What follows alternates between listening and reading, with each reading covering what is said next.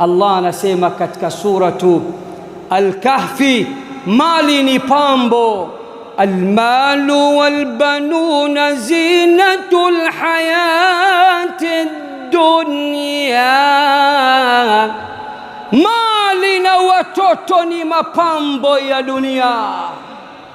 Mapambo ya dunia yanamtenganisha na ndugu yake wa damu kabisa. Sasa sikilizeni Allah anasemaje, kitakachomfaa mtu ni nini? Kitakachomfaa mtu ni nini siku ya kiyama? Ni mali, ni watoto.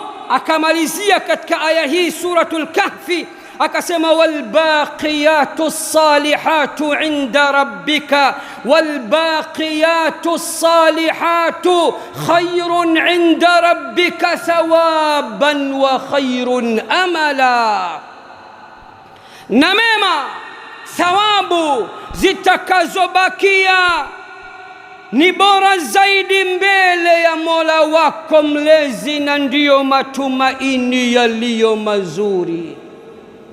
Allah anasema mema na thawabu zako ambazo zitadumu na wewe, ukifa vitakwenda na wewe, na ndio kipimo cha kupimwa matendo yako mema au mabaya.